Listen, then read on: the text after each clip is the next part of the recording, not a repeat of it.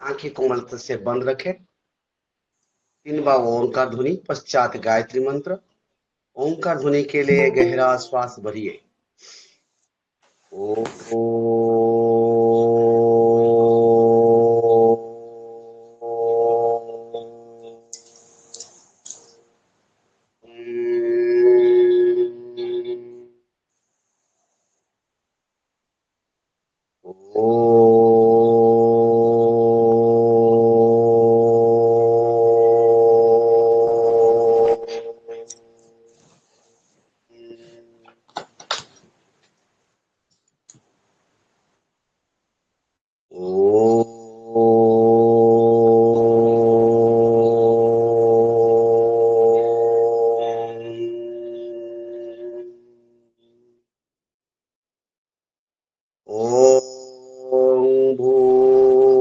भूर्भुवस्सुः तत्सवितुर्वरेण्यं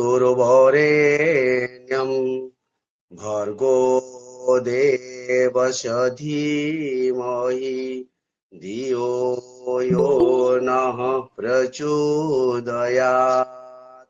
इसका अर्थ, हे प्राण पवित्रता आनंद के देने वाले प्रभु, आप सर्वज्ञ हो, सकल जगत का उत्पादक है। आप उत्तम विनाश ज्ञान स्वरूप तेज का ध्यान करते, जो हमारी बुद्धियों में प्रकाशित रहता है।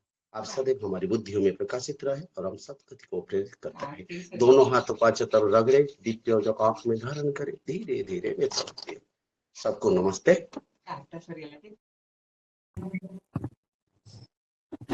बहुत अच्छे। तो कल हम लोगों ने कहाँ पे देखा था?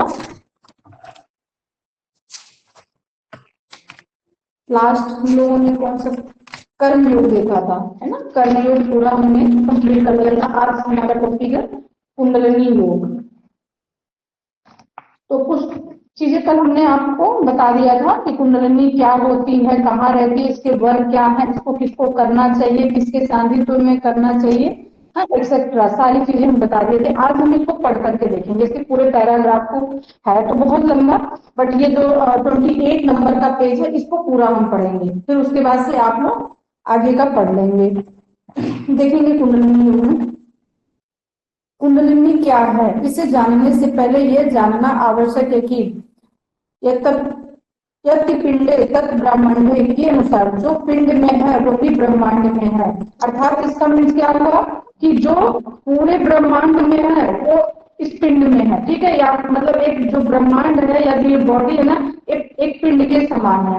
यानी जो हमारे बॉडी में है वही हमारे पूरे ब्रह्मांड में है, जिससे पूरे ब्रह्मांड की रचना हुई है। जिन तत्वों से, उन्हीं तत्वों से इस शरीर की भी रचना हुई है।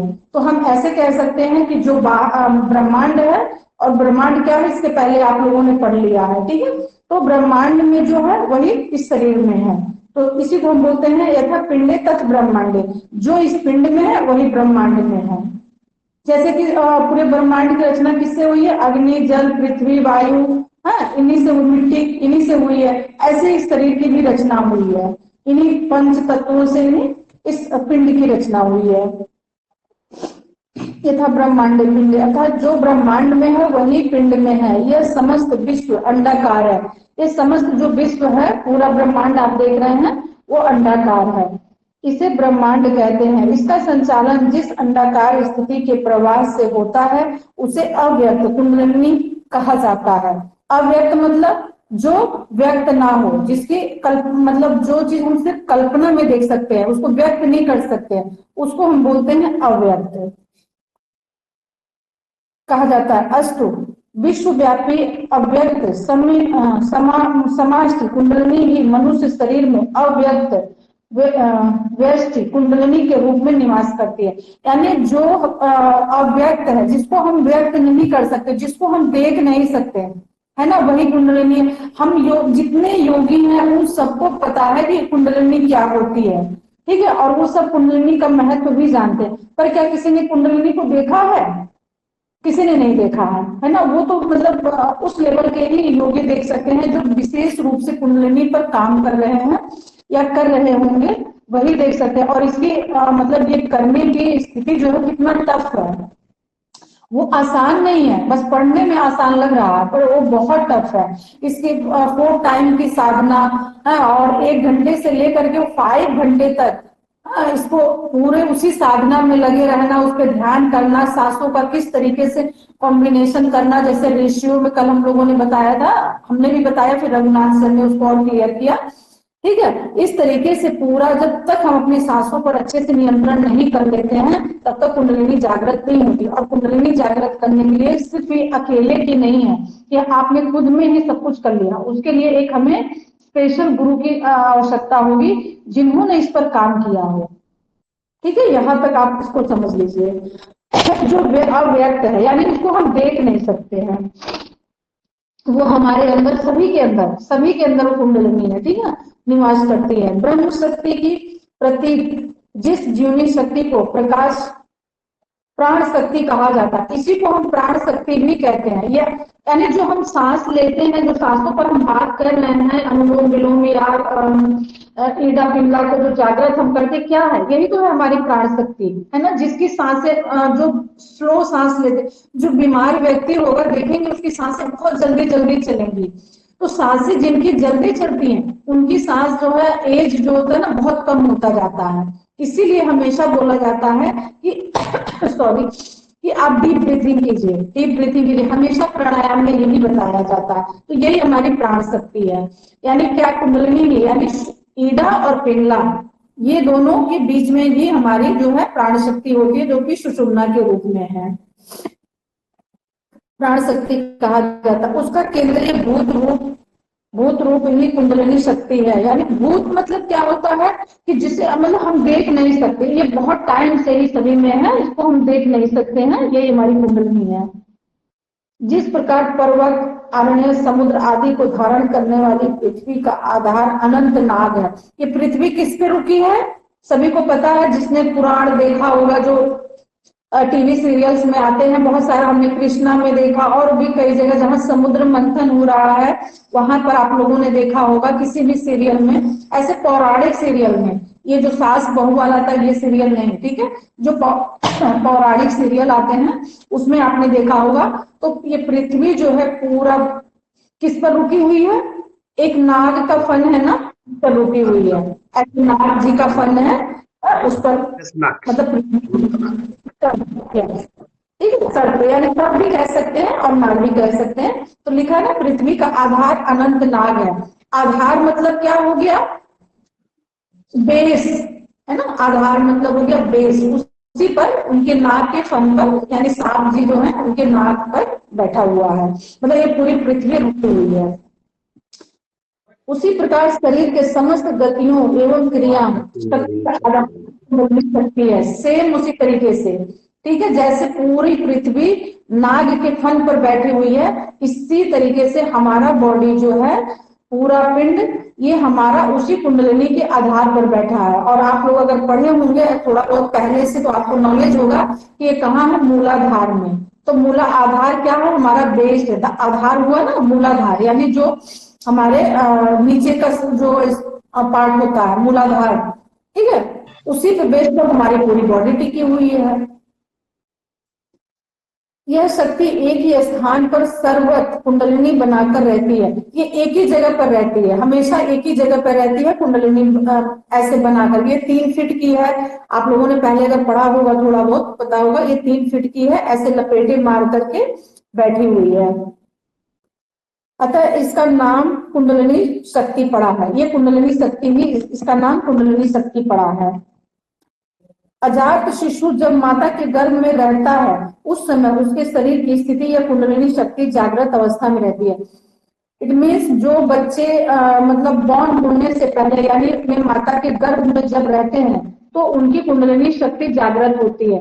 इसका भी एक रीजन है क्यों जागृत होती है, क्योंकि जब वो माँ के गर्भ में होते हैं ना तो देख उनको सारी नॉलेज होती है, पता है ना आप लोगों को, हर चीज का उनको नॉलेज होता है। नॉलेज इसलिए हम जैसा खाते हैं, जैसा बोलते हैं, जिस तरीके का चित्र देखते हैं, जिस तरीके का हमारा वातावरण होता है, उस बच्चे का जो है पूरा फ्यूचर उसी तरीके का बनता है ना। जब वो बड़ा होता है, जब मतलब धरती पर आता है माँ के गर्भ से, तो देखेंगे कि फिर उसका वातावरण उसी रंग ढंग का बन जाता है ना। अगर माता बहुत धार्मिक व्यक्ति, धार्मिक किस्म की है, तो बच्चा धार्मिक ही टाइप का बनेगा। ये उन्हीं उसी कुंडलिनी शक्ति का प्रभाव रहता।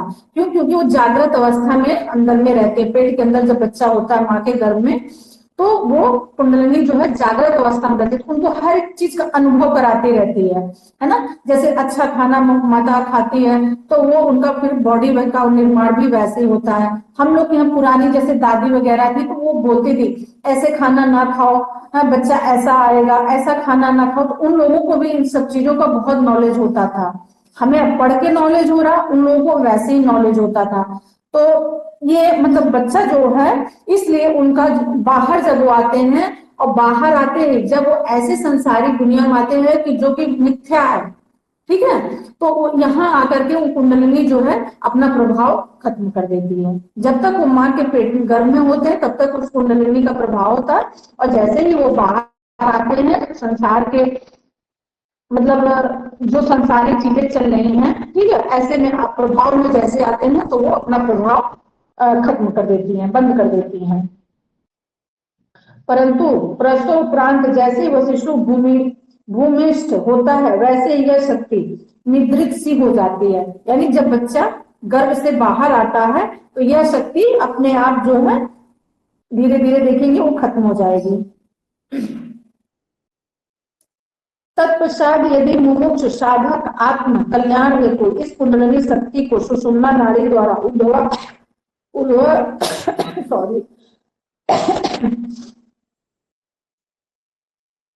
ऊर्ध्व गति वाली करके क्रमशः चक्रों का भेदन कर सहसार में ले जाने में प्रयत्नशील तथा समर्थ होता है। उस समय जब बच्चा बॉर्न होता है तो लेकिन बच्चे को ये मालूम नहीं ना कि हमें कैसे लेकर के जाना है, तो वो तो खत्म हो जाता है। लेकिन जब ऐसा होता है, जब हम कुंडलिनी जागृत करते हैं, तो यही होता है कि हम हमेशा जो है अपने सांसों को ऊपर की तरफ, ऊर्ध्वा की तरफ ले जाते हैं। क्योंकि कुंडलिनी कहाँ है? नीचे है ना, मूलाधार चक्र में। और सांसों के थ्रू हम उसको सहस्रार तक लाते हैं। तो ये तभी होता है जब हमारा सांसों पे नियंत्रण होता है, बहुत अच्छे लेवल का जब सांस पर हम काम करते हैं, तो वो ऊपर के ऊर्ध्वा मतलब ऊपर की तरफ लाते हैं, और यही सहस्रार से मिलाने की कोशिश करते हैं। तो ये बच्चे तो कर नहीं पाएंगे, तो एक प्रकार का साधक जो होगा वही कर पाएगा, जो बिल्कुल इसी काम के लिए ही बना हो वही कर पाएगा। अदरवाइज हम जैसे लोग बहुत मध्यम कोटि के साधक है, तो हमारी ये भी इनिशियल स्टेज है, तो हम लोग को इसकी ट्राई भी नहीं करनी चाहिए।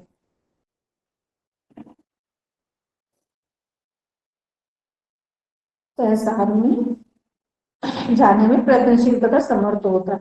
तब ये शक्ति जागृत होकर अपना दिव्य प्रभाव प्रकट करती है। जब ये सहसार में मिल जाती है तब ये अपना दिव्य यानी पूरा मतलब दिव्य मतलब हो गया ना, जो उसका क्या कहते हैं प्रभाव होता है, यानी दिव्यता का प्रभाव है, वो प्रकट होता है, जिसके फलस्वरूप साधक को आत्मज्ञान प्राप्त होता है, और फिर साधक जो होता है उसको आत्मज्ञान प्राप्त होता है।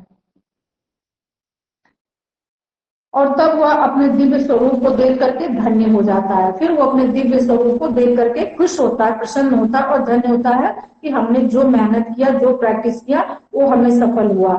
और कभी कभी ये चीजें पता है अगर गलत तरीके से हो गया और आपको कोई संभालने वाला नहीं, उसके बारे में बताने वाला नहीं है, तो इंसान पागल भी हो सकता है, ऐसा भी होता है। इसीलिए कहते हैं कुंडलिनी जागृत कभी भी वो यूट्यूब वगैरह देख करके ऐसी गलतियां आप लोग मत कीजिएगा।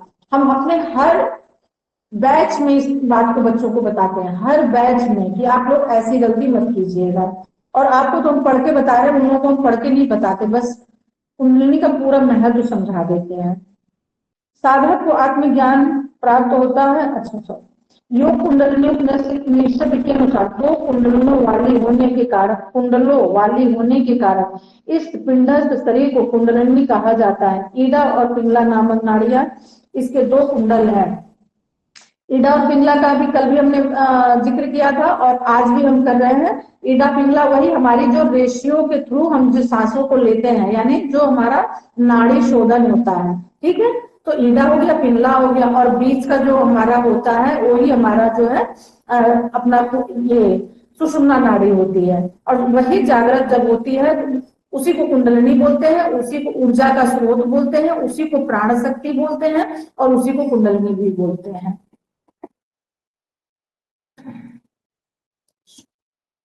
इन दोनों नाड़ियों के बीच सुषुम्ना स्थित है, यानी ईडा और पिंगला के बीच में सुषुम्ना नाड़ी स्थित है। सुषुम्ना के अंतर्गत और भी अनेक शक्ति का ऊर्ध्वगामी मार्ग है सॉरी ऊर्ध्वगामी मार्ग है। अस्तु, सुषुम्ना के दोनों ओर वाली ईडा और पिंगला नाड़ियां हैं, जिसमें से एक का नाम चित्रणि है। इस चित्रणि में होकर के कुंडलिनी के तेज में अब स्थित रहती है। यह प्राणों की जीवनी शक्ति, तेजस और प्राण कारक है। तो जैसे कि दोनों तरफ का हमने ईडा पिंगला, मोस्टली ज्यादातर ईडा पिंगला पढ़ा, पर इसके नाम कई हैं, पता है? इसका नाम गंगा, जमुना, सरस्वती भी है। अगर आप लोगों को पता होगा तो ईडा और पिंगला और सुषुम्ना को गंगा, जमुना, सरस्वती भी कहते हैं। और सूर्य चंद्र भी इस तरीके से ईडा पिंगला, सूर्य और चंद्र हो गए, ठीक है। इस तरीके से कह करके कई सारे नाम इसके पड़े हुए हैं, ईडा पिंगला और सुषुम्ना के। तो जैसे जब आप जैसे अपना ये उपनिषद वगैरह पढ़ते हैं ना, तो इनकी डिटेल में और भी अच्छे अच्छे नाम हैं। इसी में से चित्राणी है। और क्योंकि जैसे आप हट प्रदीपिका पढ़ते हैं, हिरण्य संहिता पढ़ते हैं और इस तरीके से उपनिषद पढ़ते हैं ना, तो देखेंगे 7, 8, 10 ऐसे इनके नाम आते हैं। हमने सब याद कर रखा था, लेकिन इस समय भी कुछ टाइम से जब से ऑफिस ओपन हुआ है तो थोड़ा हम ध्यान नहीं, रिवीजन नहीं कर पा रहे, तो मेरे माइंड से लेफ्ट भी हो गया है। ऐसे मुझे सारे याद थे। इस चित्रणी में हो करके ही कुंडलिनी के तेज में अवस्थित रहती है। यही प्राणों की जीवनी शक्ति, तेजस और प्राण कारक है। तेजस मतलब होता है ना, ये हमारी जागृत अवस्था को हम बोलते हैं तेजस, ठीक है। यानी हम होश, ऊर्जा से भरपूर रहेंगे। कब? जब ये हमारी कुंडलिनी जागृत हो जाएगी। और लेकिन हम ऊर्जा से तो हम भरे रहेंगे और जागृत अवस्था में रहेंगे, यानी हम जग रहे होंगे, हमें सारी चीजें पता होंगी। आप हमें देखेंगे तो आपको लगेगा नहीं हम बिल्कुल ध्यान की स्थिति में है, पर वो स्थिति ध्यान की नहीं होगी, वो जागृत अवस्था में नहीं होगी। देखने वाले को ऐसा लगेगा। ये जो तेजस देख रहे ना, ये जागृत होने की एक अवस्था है। यानी जागते हुए भी आप बहुत सारे अच्छे कार्य ऐसा करेंगे कि जो साधक लोग करते हैं, उस लेवल को तेजस बोला गया है। यह शक्ति करोड़ों विद्युत प्रकाश एवं कोटि सूर्य चंद्र के समान प्रकाशित आभा वाली है। यह करोड़ों विद्युत, यानी जो बिजली का करंट होता है ना, जो इलेक्ट्रिसिटी होती है, वो मतलब इतनी तेज होती है, करोड़ों का प्रकाश। हम कितने उसके वोल्टेज के लगाते हैं, जैसे घरों में बल्ब देखेंगे और ये ट्यूबलाइट वगैरह देखेंगे, 20, 28, 30 ऐसे, वो करोड़ों में होते हैं। यानी पूरी उसकी प्रकाशमान होती है। जब वो जागृत होती है कुंडलिनी, तो पूरे करोड़ों प्रकाश के बराबर उसका ऊर्जा होता है। ये सूर्य चंद्र के समान प्रकाशित आभा वाली है, जैसे सूर्य और चंद्र प्रकाशित होते हैं। एवं यही शक्ति तेजोमय पर ब्रह्म स्वरूप में शब्द ब्रह्ममयी योगियों का मोक्ष है। यह जो है, यहीं पर इनको मोक्ष, मुक्ति सारी चीजें मिल जाती हैं। फिर जिनकी कुंडलिनी जागृत हो जाती है, उसको फिर संसार से वो वैरागी एक तरह से हो जाता है। फिर संसार के किसी भी लोभ, मोह, लालच, ईर्ष्या, द्वेष ऐसी किसी भी भावना में नहीं रहता। इन सबसे वो ऊपर उठ जाता है, परे हो जाता है, जिनका कुंडलिनी जागृत हो जाता है। और इसको भी हम लोग एक तरह से मोक्ष ही कह सकते हैं, क्योंकि मोक्ष के बाद तो कुछ और है ही नहीं ना। और ये वही स्थिति है। क्यों? क्योंकि जब उसको मोक्ष मिल जाता है तो नीचे की जितनी भी स्थितियां हैं उसकी नीड नहीं होती है, जरूरत नहीं होती है। जब तक कुंडलिनी शक्ति शरीर में सोई रहती है, तब तक मनुष्य परिस्थितियों का दास बना हुआ होता है। जब तक ये सोई हमारे शरीर में जागृत नहीं हुई है, तब तक हम इसके दास बने हुए हैं। यानी जो हम अपने ऐसे दिनचर्या में उलझे हुए हैं कि जिससे केवल हम परेशान हो रहे हैं, है ना, बाकी उससे कोई लाभ नहीं है। यानी उसका दास बना हुआ है, गुलाम बन करके एक तरह से अपने इसी बॉडी को, इसी शरीर को, इसी पिंड को वो बस लगाया जा रहा, काम में लगाया जा रहा है, सारी चीजें किए जा रहा है कि जो कि उसके लिए अनसेसरी है। हाँ, बल्कि सारे काम छोड़ के अपना जागृत कर ले तो वो सब चीजों से परे हो जाए। दास बना हुआ है, पशु तुल्य निकृष्ट कोटि के आचरण करता है, यानी जिनकी कुंडलिनी जागृत नहीं है। हम योगी लोगों का तो फिर भी ठीक है, कुछ हद तक कुछ ऐसे हैं कि चलिए हम इस बात का शर्म करते हैं कि हम योगी हैं, पर जो लोग योगी नहीं है, जो उनका योग से दूर दूर का कोई रिश्ता नहीं, उनकी लैंग्वेज सुन लीजिए, उनकी बातें सुन लीजिए, उनकी थिंकिंग देख लेंगे तो आप वहां खड़े नहीं हो पाएंगे इस तरीके की। और योग में भी कुछ लोग ऐसे हैं, ठीक है, ऐसा नहीं है, मतलब यही है कि अपनी माइंड सेट कैसा वो बना रखे हैं। कुछ लोग ऐसे मिल जाएंगे जो नाम तो योगी कि हम योग कर रहे हैं, लेकिन शायद उनका योग से ज्यादा कोई अटैचमेंट नहीं होता है, ऐसे भी लोग मिल जाएंगे। तो बस ये वही सारी चीजें बताई गई हैं कि कुंडलिनी अगर जिनकी जागृत नहीं है वो व्यक्ति पशु के समान है। यानी पशु का क्या काम होता है, खाया सोया इधर उधर घूमा टहला, उसका कोई ऐसा तो है नहीं कि ये काम ये नहीं करेगा तो इसके बिना नहीं चलेगा, है ना, ऐसा कुछ नहीं है। और मनुष्य जो है जब तक अपना कर्म नहीं करेगा वो अपने बच्चों का कैसे पालन पोषण करेगा, तो ये सारी चीजें इसमें आती हैं। यानी जिनका जागृत नहीं है वो पशु के समान है। ये योगियों के लिए कहा गया है, ठीक है, हम सबके लिए नहीं कहा गया, योगियों के लिए कहा गया है आचरण करता। और उसमें सद्गुणों का समुचित विकास नहीं हो पाता, जो अच्छे गुण होते हैं ना वो उनका सही विकास नहीं हो पाता। हम लोग का ठीक है, थोड़ा बहुत योग जानते हैं तो अपना विकास अच्छे से कर ले रहे हैं, परंतु जब कुंडलिनी शक्ति जाग जाती है तो मनुष्य समस्त गुणों का भंडार तथा ईश्वर तुल्य हो जाता है। तो जो ये अपने साधना शक्ति से करके जो इनको जगा लेता, जो जागृत कर लेता है, वो व्यक्ति जो है ईश्वर के तुल्य हो जाता है और गुणों का भंडार हो जाता है। यानी उसके अंदर फिर हर गुण आ जाएंगे, अवगुण दूर हो जाएंगे और गुणों से वो भर जाएगा और फिर वो भगवान के समान हो जाएगा। अतः बुद्धिमान व्यक्ति को चाहिए कि वह अपनी इस सुप्त आत्मशक्ति को चैतन्य तक गतिशील बनाने का प्रयत्न करे। अब आजकल किसको पास इतना टाइम है ना, जो एक फैमिली को लेकर के चल रहे हैं ऐसा दिनचर्या में, वो तो नहीं कर सकते। वो अपनी, चाहे वो योगी तो वो बन सकते हैं पर वो अपनी कुंडलिनी नहीं जगा सकते। और हम लोगों से बड़े बड़े योग वाले हैं वो लोग नहीं जगा सकते। क्यों? क्योंकि अब योग का एक ऐसा माध्यम बन गया, पहले तो योग था लेकिन अब ये लोगों को रोजगार में कन्वर्ट हो गया है ना, इससे लोगों को रोजगार की आवश्यकता होने लगी है। तो अब हम रोजगार की तरफ देखेंगे कि हम बैठ करके 5 घंटे कुंडलिनी जागृत करेंगे, तो ये सब भी बहुत डिपेंड करता है ना। और जो विशेष साधक होते हैं जिनको रोटी से मतलब नहीं है, खाना कपड़ा से मतलब नहीं है, किसी चीज से मतलब नहीं, इट मीन्स कह सकते हैं कि जो सिर्फ अपने लिए जीना जानता हो या जो सच में साधक बनना चाहता हो, जो सच में योग के माध्यम से जीवन को आगे बढ़ाना चाहता हो, जिसमें उसकी फैमिली ना हो, तो वो व्यक्ति फ्री है, वो कर सकता है, वो टाइम समय दे सकता है। बाकी तो हम, मुझे ऐसा नहीं लगता कि फैमिली मेंबर कोई भी इतना बड़ा काम कर सकता है, पर जो सोच ले वो कर भी सकता है।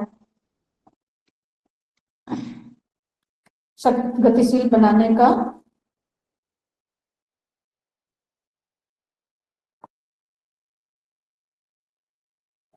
चैतन्य तथा गतिशील बनाने का प्रयत्न करें।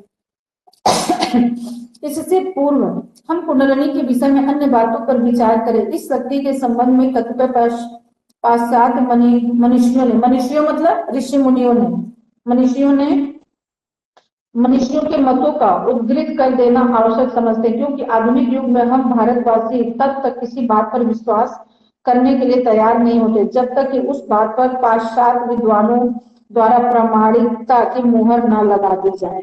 ठीक है, ये भी बिल्कुल सही बात है। जब तक हमें रिजल्ट नहीं दिखता है, प्रमाण नहीं दिखता है, तब तक हम किसी चीज पर बिलीव नहीं करते हैं। हमें ऐसे लगता है कि ये गलत है, ये ऐसा हो, हम भी ऐसा कर देते, हम भी इंसान है, हर चीज हम बिल्कुल उस हिसाब से नहीं कर सकते कि जो स्पेसिफिक है। कभी कभी ऐसा होता है कि चीजों को मानना भी पड़ता है, कभी कभी नहीं भी मानना पड़ता है। अभी मेरा भी दायरा कुछ ऐसे ही बन गया है कि बहुत सारी चीजों को हम बिलीव नहीं करते, तब तक नहीं करते जब तक उसको हम खुद करके नहीं देखते हैं। ठीक है, उस पर काम करके हम नहीं देखते, तो अब मुझे भी कम बिलीव होता है।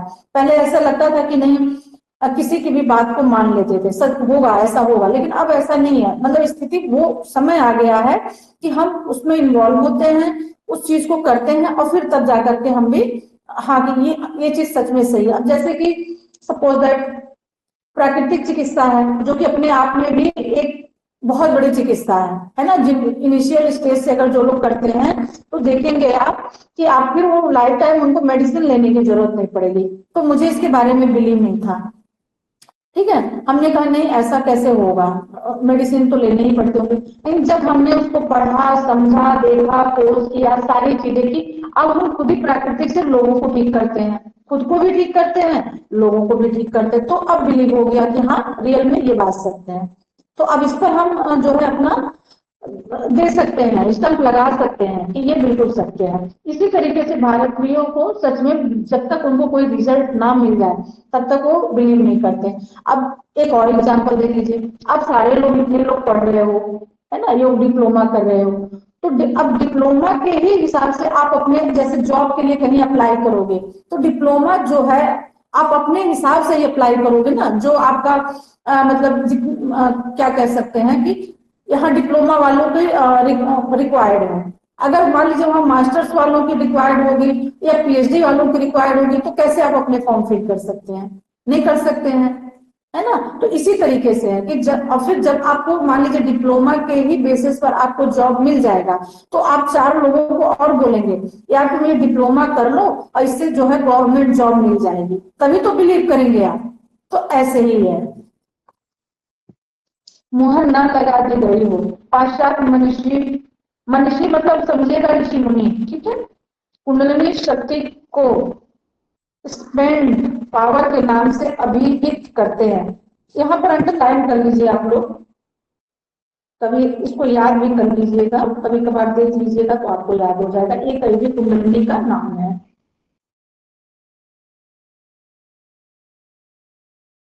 बाहर के लोगों ने, इंडिया के नहीं बाहर के लोगों ने इसको स्पेंड पावर के नाम से अभिहित करते हैं। उनके मत से यह सर्पाकार कुंडलिनी शरीर की अदम्य ऊर्जा शक्ति है। यानी जो वो लोग भी ऐसा मानते हैं, पाश्चात्य वाले जो बाहर के लोग हैं विदेशी। पता है आप लोगों को विदेशों में योग को पूजा जाता है, बहुत डिमांड है। यहाँ से लोग योग को सीख करके उत्तराखंड तो पूरा गढ़ है, ठीक है, योग का, वहां से सीख करके लोग विदेशों में जा करके अपना पूरा प्रचार प्रसार कर रहे हैं। और हम इंडिया वाले एक दूसरे को समझाने की जरूरत पड़ती है, एक दूसरे के घर जाके बताने की जरूरत पड़ती है। और वो लोग विदेशों में यहाँ की चीजें सीख करके विदेशों में इसके प्रचार प्रसार पूरे अच्छे से कर रहे हैं और अच्छे पैसे ले रहे हैं, कमा रहे हैं, ऐसा बिजनेस बना दिया है। तो सर्पाकार कुंडलिनी ये विदेश वाले भी मानते हैं शरीर की अदम्य ऊर्जा है, ऊर्जा का शक्ति है ये। आर्थर अबेलेन ने अपनी पुस्तक द स्पेंड पावर में लिखा, ये एक पुस्तक का नाम है, यहां से पूरा लगा लीजिए आप लोग। आर्थर अबेलन ने अपनी पुस्तक में दे स्पेंड पावर में लिखा है कुंडलिनी एक संग्रहित शक्ति है, यानी जिसको संजो करके रखा गया है। एक संग्रहित मतलब एक संजो करके रखा हुआ है शक्ति। यह विश्व शरीर में उस विश्व महाशक्ति की प्रतिनिधि है जो विश्व को उत्पन्न एवं धारण करती है। इस कुंडलिनी में इतनी शक्ति है कि जो पूरे विश्व को धारण भी करती है और उत्पन्न करती है। बट यही है कि हमारे इंडिया में इसको कोई मानता नहीं, जानता नहीं, समझता नहीं, बस पढ़ लिया और फिर पढ़ करके रख दिया। लेकिन जब इसके गहन चिंतन मनन आप लोग करेंगे तो इसके प्रति आपकी भी इच्छा जागृत होगी कि सच में कुंडलिनी क्या होती है। और जिनकी कुंडलिनी, एक वो कुंडलिनी हो गई जो पूरी तरीके से जागृत हो गई। एक कुंडलिनी ये होती है जागृत करना, जो मूलाधार चक्र को हम बोलते हैं कि इनका जागृत है कि नहीं है, जो हमारे 6 चक्रास हैं, ठीक है। हर एक चक्रास पर आप 1-1 मिनट अगर काम करते हैं, देखेंगे हम कुछ टाइम पहले की बात बता रहे हैं कि हमने करवाया था, किसी को अपने क्लाइंट को करवाया था, तो उसके साथ साथ हम भी करते थे, तो बहुत अच्छा रिजल्ट आया था इसका। 1 मिनट मूलाधार चक्र पर, इसकी सब टेक्निक है, ठीक है। और जानना चाहिए, क्यों? क्योंकि आप लोग योग पढ़ रहे हो तो आपको ये जानना चाहिए। तो 1-1 मिनट का सारे चक्रों पर हमने उनको मतलब करीब 1 साल तक हमने वर्क किया था। तो रिजल्ट उनको भी बहुत अच्छा आया और उसका रिजल्ट मुझे भी बहुत अच्छा आया। और जिनके मूलाधार चक्र जागृत हो जाते, मूलाधार चक्र जो है जागृत एक दूसरी चीज है, और कुंडलिनी जागृत एक दूसरी चीज है।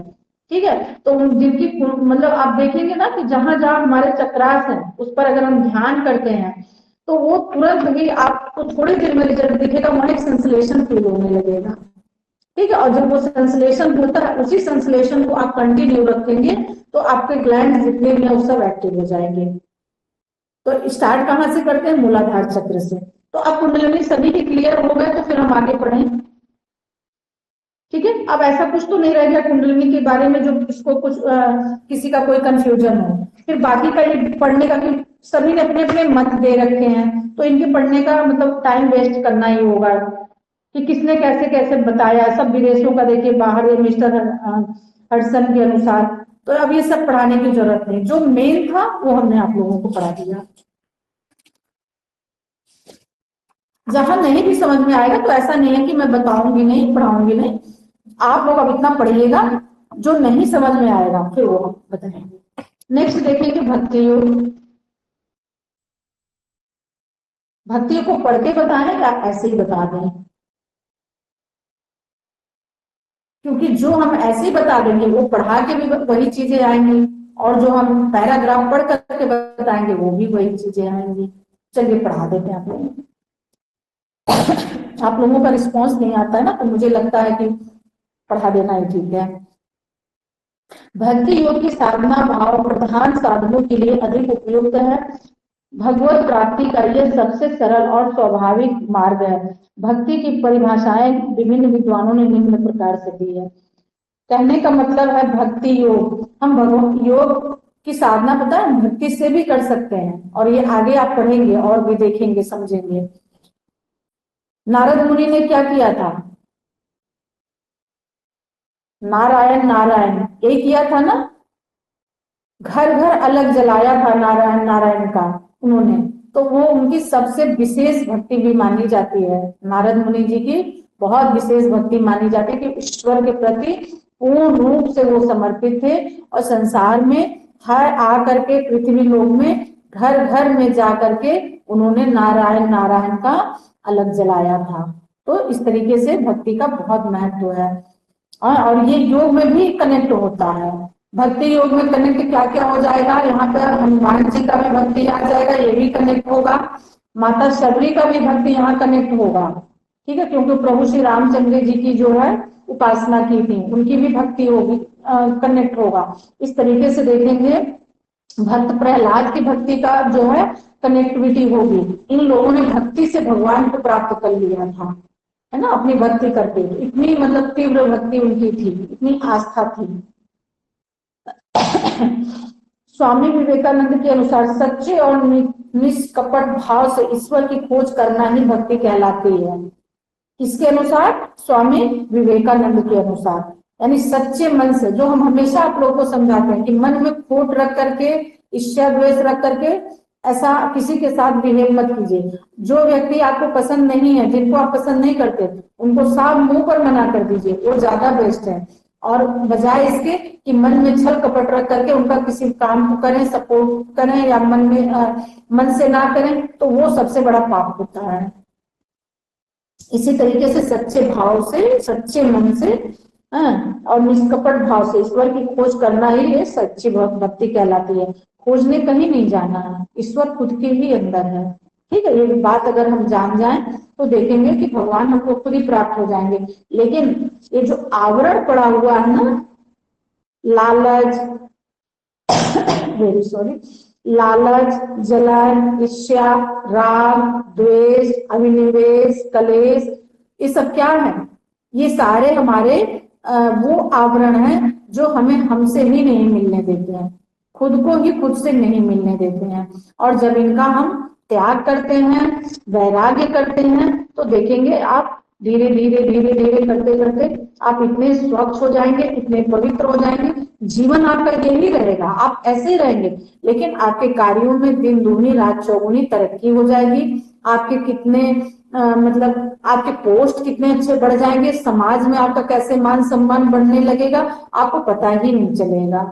ठीक है, और भगवान को प्राप्त करने जरूरी नहीं कि बस भगवान आपको उठा करके एक बार में ही सिंहासन पे बैठा देंगे, ऐसा जरूरी नहीं है।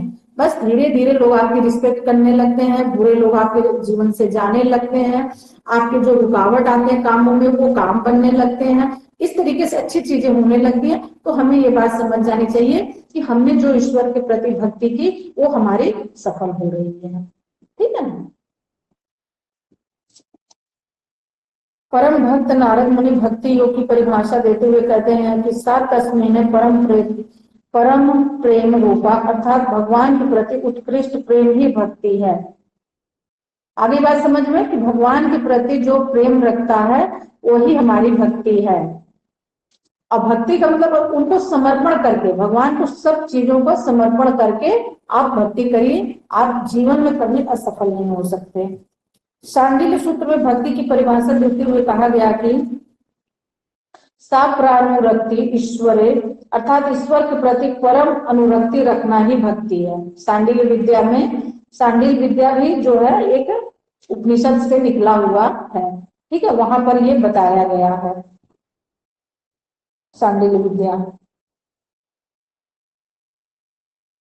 सा प्रानुरक्ति ईश्वरे, अर्थात ईश्वर के प्रति अनुरक्ति रखना ही भक्ति है।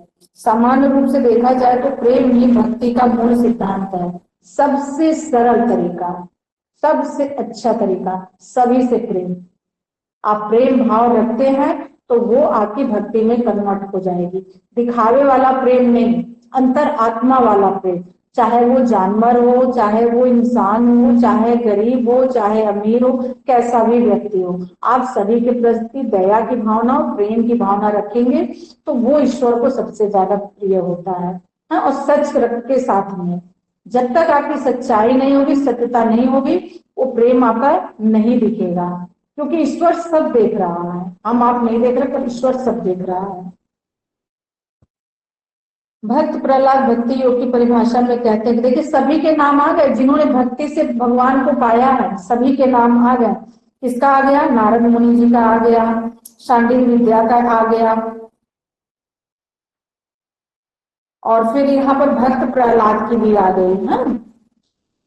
भक्त प्रहलाद भक्ति की परिभाषा में, योग की परिभाषा में कहते हैं, हे ईश्वर, अज्ञानी जनों की जैसी प्रीति इंद्रियों के नाशवान क्षणभंगु भोग्य पदार्थ के प्रति रहती है।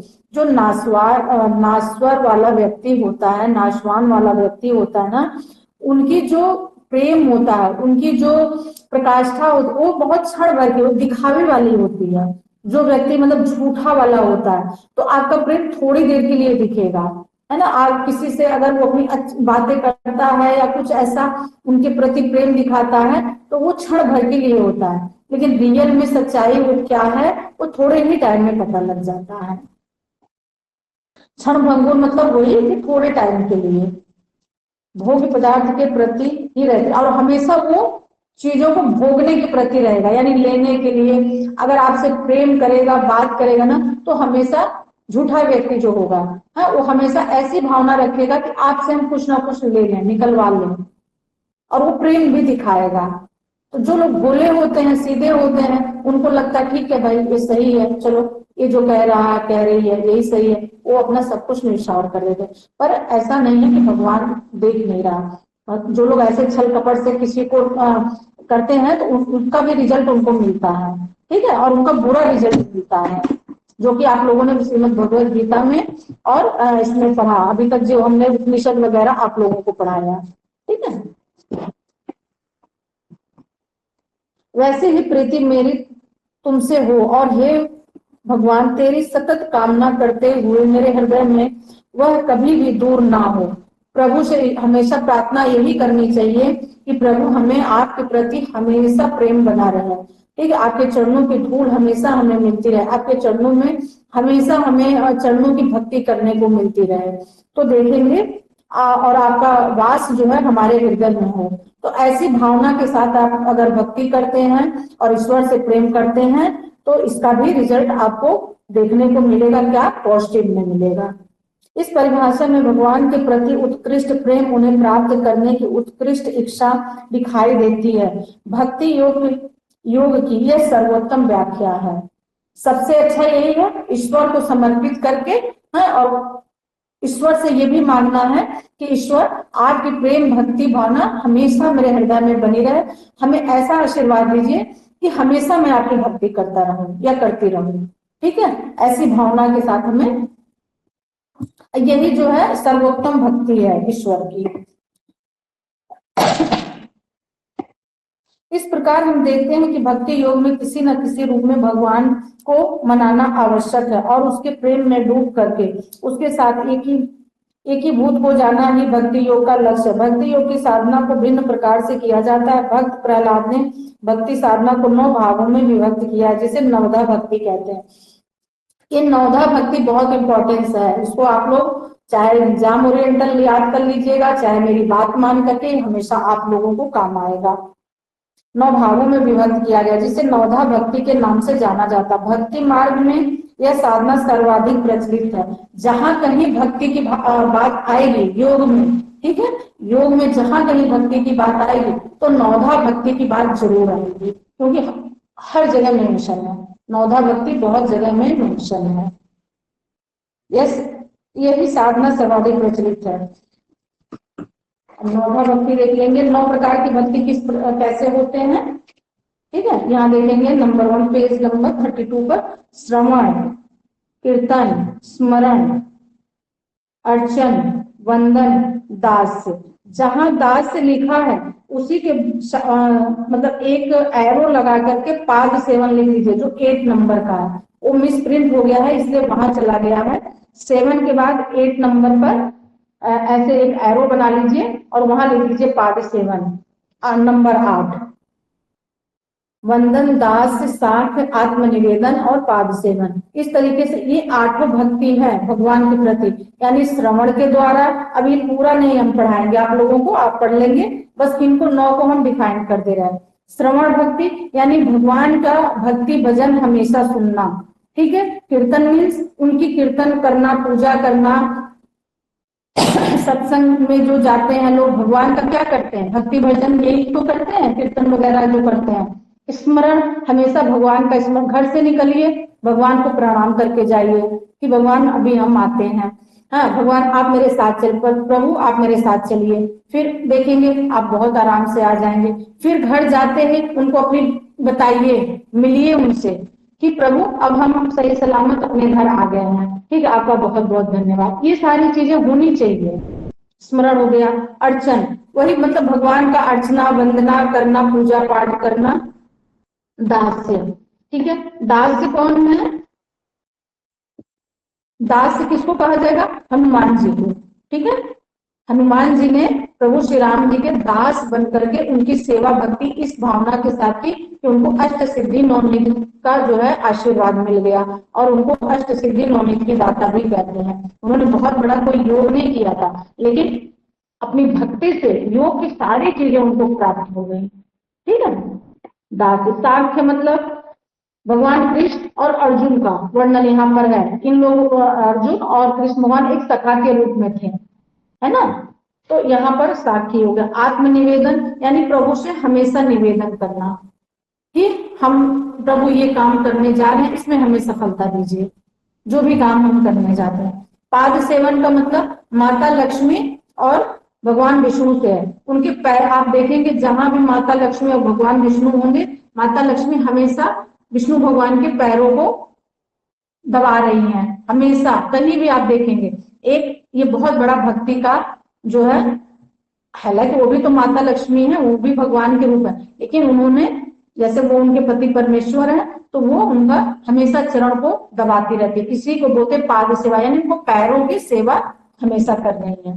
ये जितने भी हैं यहाँ पर डिटेल में दिए, ये आप पढ़ लीजिएगा, बाकी यही लिखा हुआ जो हमने आपको समझाया। तो ये 9 प्रकार की भक्ति इस तरीके से की गई है।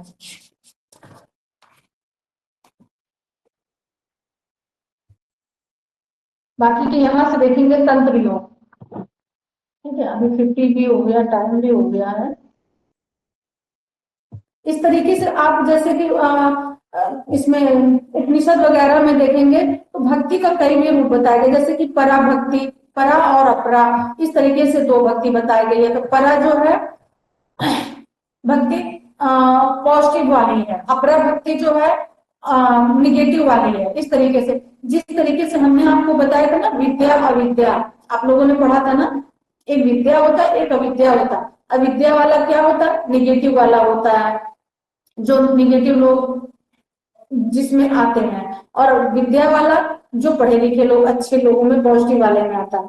इसी तरीके से बहुत सारे रूप बताए गए हैं। और ये यहाँ पे नहीं, जब आप उपनिषद पढ़ते हैं और ये और क्या कहते हैं, गौतम बुद्ध जी का, ठीक है, उसमें कहीं देखेंगे, उसमें भी इस तरीके का वर्णन मिल जाता है। और इस तरीके के जो हमारे ऑथेंटिक बुक हैं सारे, चाहे वो योग, हठ योग के, ठीक है, हठ योग में भी बहुत सारे मिल जाएंगे इस तरीके से। तो आप देखेंगे भक्ति के कई रूप बताए, नाम चेंज है, ठीक है, जैसे परा, अपरा, विद्या, अविद्या, इस तरीके से, बट भक्ति का ही वो एक रूप है।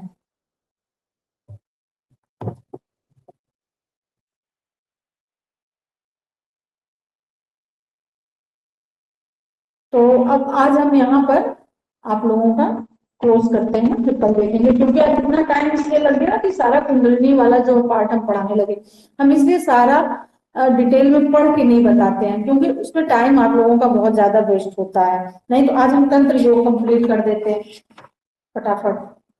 अब आप लोग थोड़ा इसको पढ़ के रखेंगे, हम सिर्फ डिफाइन कर देंगे, चीजों को समझा देंगे। बाकी के जो भक्ति के रूप है वो आप अपने से खुद ही पढ़ लीजिएगा। अब किसी का अगर कोई क्वेश्चन हो तो please tell me now.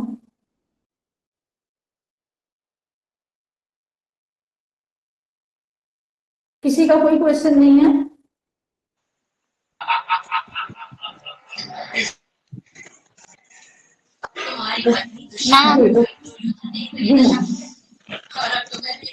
Ma'am, जो कुंडलिनी चक्र जागरण की बात होती है, आपने बोला ज्यादा हो जाने से पागल हो जाते हैं, मतलब कहाँ तक हमें करना है वो कैसे पता चलेगा?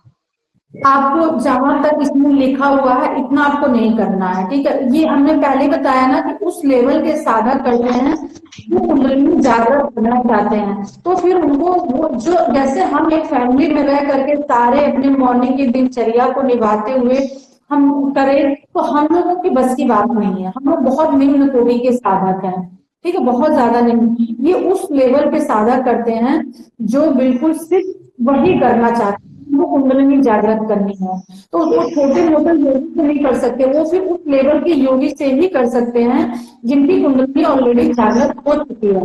तो उनको नॉलेज होगा कि मतलब एक जागृत में उनको किस तरीके से मोटिवेट करके उनको शांत कराया जाता है। क्योंकि जब ऊर्जा आप देखते होंगे ना, जैसे सुनामी वगैरह होता है ना, तो सब कुछ कैसा हो जाता है, तहस नहस हो जाता है। तो ये जब ये जागृत होती है ना, बहुत सारी डिस्ट्रॉय कर देती है, समझिए बात को। तो उसको फिर शांत करने में एक हमें ऐसा स्पेशल जानकारी रखता, बाकी के लोग माइंड और केवल मेरा अधिकार होना चाहिए। मैम, आपकी आवाज कट गई, सॉरी। नहीं, आप किसी का नहीं है, आप भी अगर सुधा में मतलब कीजिए, माइक कीजिए, ठीक है। अब मेरी आवाज क्लियर है, तो आपको उसको करने की जरूरत नहीं। अगर आपको अपने अंदर हीलिंग लानी है, ठीक है, कि हमें हीलिंग कैसे लानी है, तो आप अपने चक्रास पर एक एक मिनट का ध्यान करिए। जितने भी हमारे 60 चक्र हैं, 60 चक्रों पर एक एक मिनट का अगर हीलिंग करेंगे तो आपके अंदर एनर्जी अच्छी खासी बनी रहेगी। जितना आपको जरूरत है, जितना आपको नीड है, इतनी एनर्जी आपको मिलती रहेगी।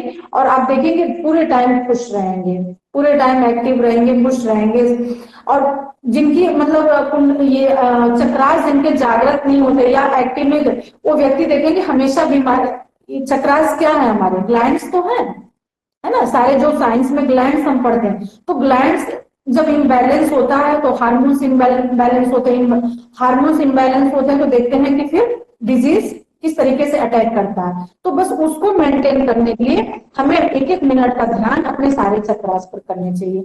और जब डेली रूटीन में इसको करेंगे तो आपके चक्रास जितने भी हैं वो एक्टिव हो जाएंगे। और जब एक्टिव हो जाएंगे तो बाकी के हमारे कोई डिजीज हमें परेशान नहीं करेगी। ये थायराइड वगैरह क्या होता है?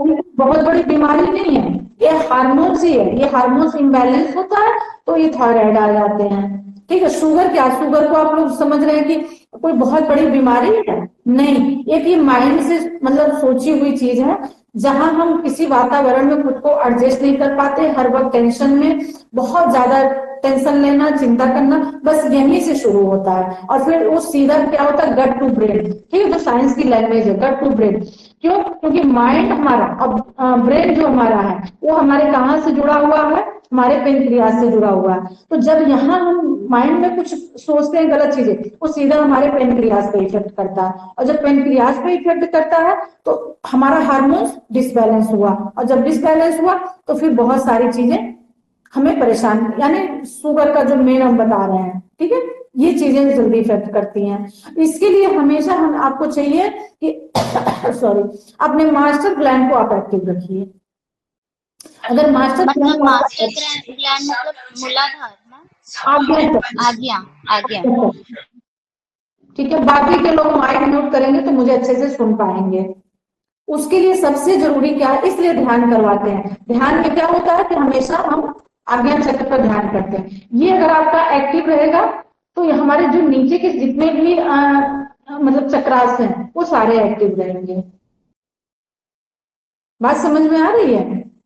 मैम कोई कोई आसन में भी चक्रास एक्टिव हो जाते हैं। जिस आसन में आप अच्छे से आधे घंटे तक बैठ सकते हैं, 30 मिनट्स तक, जो भी आसन हो, स्पाइन आपकी सीधी होनी चाहिए, शर्त इतनी है, स्पाइन और नेक बिल्कुल स्ट्रेट होना चाहिए, ये शर्त है। आप वो वॉल के सपोर्ट से भी बैठ सकते हैं, ठीक है। और आप लोग योगी हैं, आप क्यों नहीं बैठ सकते हैं, मतलब अगर नहीं बैठ सकते हैं तो इसका मतलब कि आप योग सही तरीके से नहीं कर रहे हैं, इसका सीधा सा रिजल्ट यही है। और अगर आप योग सही तरीके से कर रहे हैं तो कोई प्रॉब्लम नहीं आएगी। तो सारे हार्मोन्स को, ठीक है, बैलेंस करने के लिए, या सारे चक्रास को बैलेंस करने के लिए आप मास्टर ग्लैंड को एक्टिव कीजिए, पिट्यूटरी ग्लैंड जिसको बोलते हैं, इसको एक्टिव करेंगे तो नीचे के सारे एक्टिव रहेंगे। अदरवाइज ये डिस्टर्ब हुआ, हमने पढ़ाया था ना अभी, जब आपको पेपर 1 में हमने थोड़ा सा एनाटॉमी फिजियोलॉजी पढ़ाया था, तो ये सारे हमारा क्या है, नर्वस सिस्टम है। और नर्वस सिस्टम अगर हमारा गड़बड़ हुआ तो सारी चीजें हमारी गड़बड़ हो गई। हमने बताया था ना कि स्पाइन से ही हमारा जो है माइंड का कनेक्शन है, जो कि यहाँ पर बताया था ऑब्लिगेटिव करके, ठीक है, वहां कनेक्टिव है। अगर वो कनेक्टिविटी टूटी तो हमारा स्पाइन माइंड से सारी चीजें अलग हो गई, और यहां से जब टूटी ये बॉडी बेकार हो गई, फिर किसी काम की नहीं। जिनको पैरालाइसिस वगैरह का अटैक आता है, ऐसे ही आता है ना, बस यही होता है कि वो मतलब जो हमारे नर्वस सिस्टम होते हैं, कम्युनिकेशन टूट जाता है। हाँ, कनेक्टिविटी हट जाती है, तो बाकी की बॉडी तो छोड़ दे, ग्लैंड्स को छोड़ दीजिए, बॉडी नहीं वर्क करेगी। क्यों? क्योंकि वो दोनों चीजें इनकी जो है डिस्कनेक्ट हो गए। आ रही है बात समझ में? जी मैम। ठीक है, और किसी का कोई क्वेरी?